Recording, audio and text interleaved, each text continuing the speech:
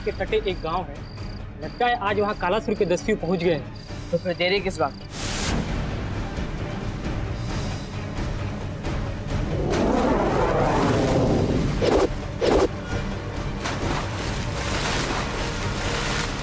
ये क्या? कान्हा, ये सब पानी के भीतर जा रहे हैं, रास्ता बनाकर।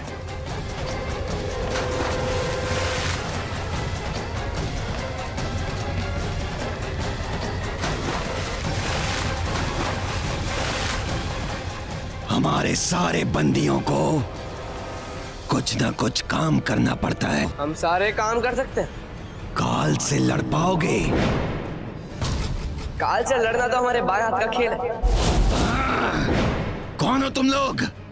हम महाकाल है।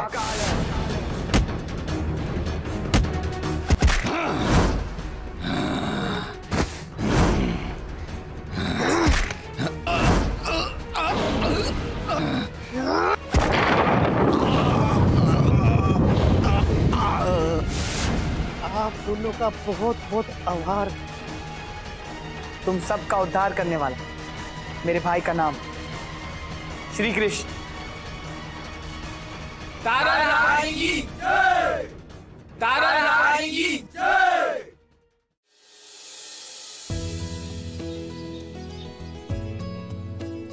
स्वागत है। स्वागत है।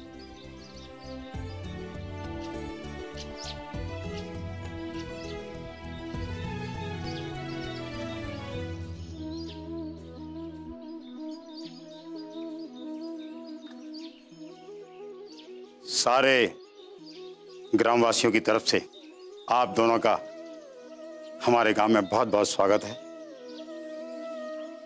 मैं इस गांव का मुखिया हूं। किंतु आप लोग को कैसे पता चला कि हम दोनों आने वाले हैं?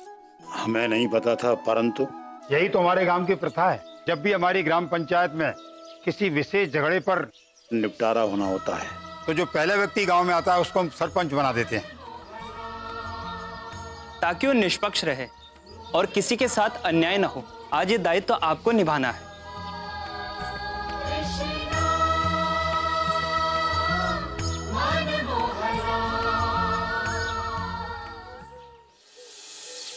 हाँ मदन, बताओ क्या समस्या है तुम्हारी? मेरा छोटा भाई सोहन कुछ बरस पहले चला गया था गांव छोड़कर व्यापार करने, और उसके जाने के बाद मेरे बूढ़े माँ बाप मेरे साथ रहे। ना केवल वे, इसकी पत्नी और इसके बच्चों की देखरेख मैंने भली भांति की, परंतु अभी ये मेरे साथ भेदभाव कर रहा है। तुम शांति रखो सोहन, आगे बोलिए।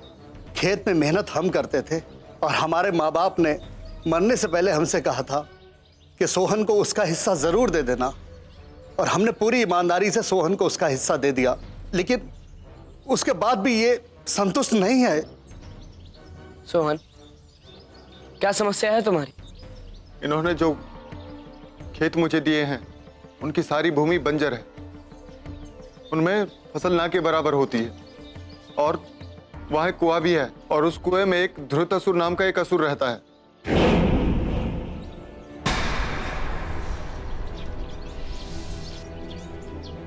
तो रहने दो उस असुर को कुएं में, तुम्हें उससे क्या परेशानी? वो असुर सबको मार देता है। कोई भी जब खेत में काम करने जाता है तो वापस लौट कर नहीं आता। इसी कारण से मैं अपना वहां घर भी नहीं बना सकता। तो फिर वो भूमि मेरे किस काम की?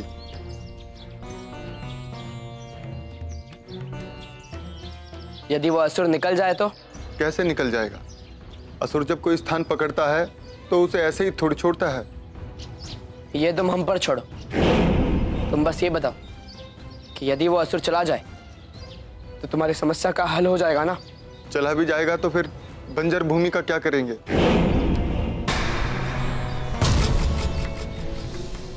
मदन, इसके बारे में तुम्हारा क्या कहना है? हमारे पास जीवन चलाने के लिए उन खेतों के सिवा कुछ भी नहीं है। ये तो बाहर व्यापार करके पैसा इकट्ठा करके लाया है। मैंने इसके परिवार को बरसों पाला, किंतु फिर भी इसके धन में मेरा हिस्सा तो है ही नहीं। अगर मैं उपजाऊ खेत इसको दे दूं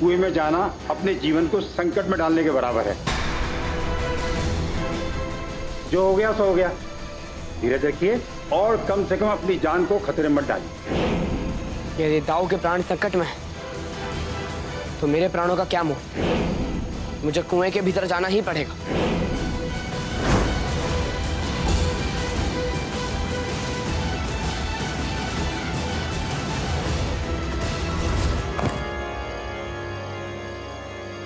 अरे ये क्या कर दिया इन्होंने? असुर उनको भी मार डालेगा। हाँ बिल्कुल मार डालेगा। दाऊ, दाऊ, दाऊ।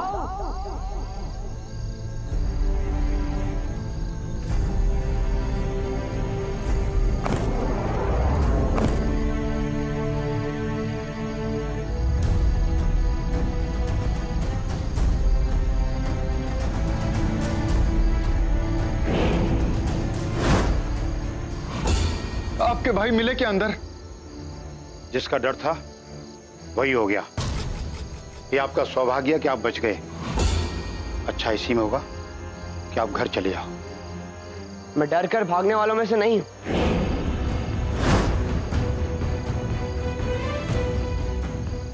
अब इस असुर की लीला तो समाप्त करके ही जाऊंगा मैं यहां से।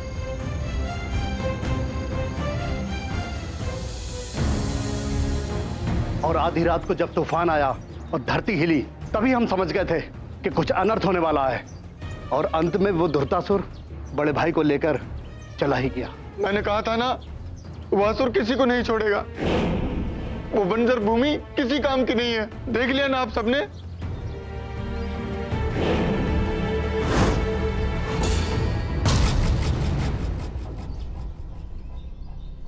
अब तो आपने खुद देख लिया। अब तो आप निर्णय कर दीजिए। जैसा मैंने कहा था कि मैं सही था। नहीं, नहीं, नहीं।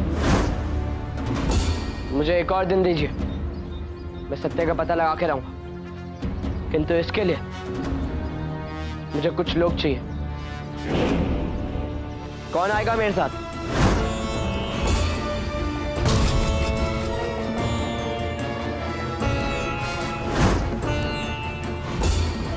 सत्य पता करने के लिए मेरी सहायता करोगे? अवश्य करूंगा।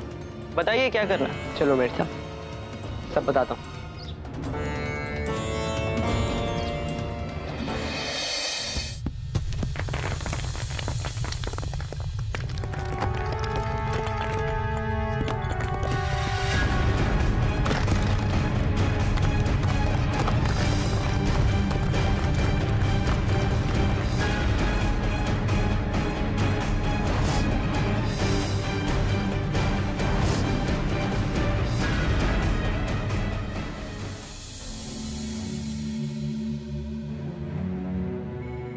चलो सर बैठ।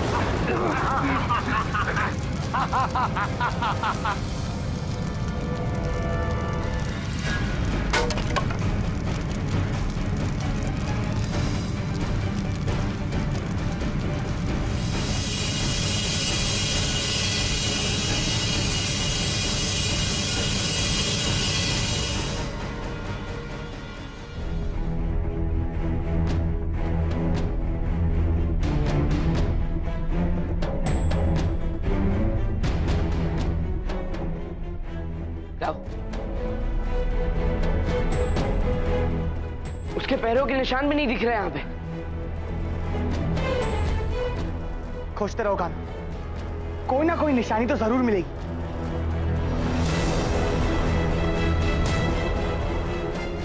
काना, ये देखो, उसके खून के निशान है ये, और उसके खून के निशान इसी तरफ जा रहे हैं काना। चलो।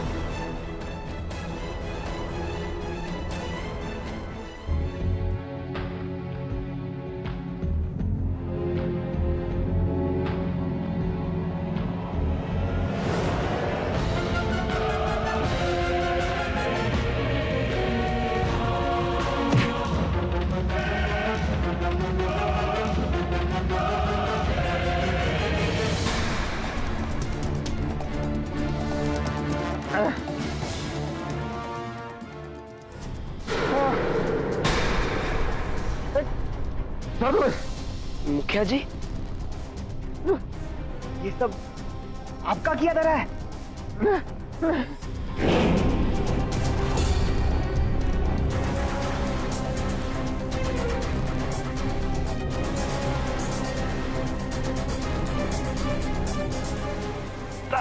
छोड़ो, छोड़ो। हे भगवान, उनकी रक्षा करना, उनकी रक्षा करना। अरे मुखिया जी,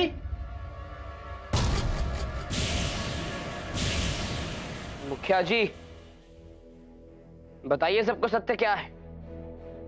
बताते हो क्या? पहुंचाओ यमलोक। बताता हूं। मैंने सोहन से मिलकर योजना बनाई कि मदन की अच्छी भूमि को हम ले लें और बाद में हम दोनों मिलकर उसकी जमीन को भी खरीद लें। धिक्कार मुझे तुम पर, जो तुमने मेरे साथ ऐसा किया। पर वो तूफान और धरती का हिलना, ये सब आपने कैसे किया था? जाने दो, क्या करोगे जान के? क्यों जाने दे? पूरी बात खुलकर बताओ। छोटी सी सिद्धि है जो मैंने एक ऋषि से सीखी थी। अच्छा, तो इसीलिए तुमने हमें खेत से भगाया था? आप सब लोग घर जाकर विश्राम कीजिए। कहीं ऐसा ना हो हम लोगों के कारण सारी योजनाएं धरी की धरी रह जाएं। कान्हा को कुएं में किसी भी दानव के ना होने का भास हो चुका था और इसीलिए कान्हा ने एक योजना बनाई। श्री कृष्ण ने तुमसे कहा कि तुम उनके वस्त्र पहनकर वहां बैठ जाओ। हाँ, उन्होंने मुझसे कहा था कि जब धृतराष्ट्र आएगा तब वो तुम्हें समझकर मुझे उठा ले जाएगा। मैं देवकी नंदन कृष्ण ये निर्णय सुनाता हूं कि मदन का बंटवारा बिल्कुल सही था, किंतु उसे दुखी करने और उसके विरुद्ध षड्यंत्र रचने के तौर पर सोहन की आधी भूमि भी मदन को दी जाती है और मुखिया को उसके पद से हटाया जाता है और गांव वाले नए मुखिया को चुनने में स्वतंत्र हैं।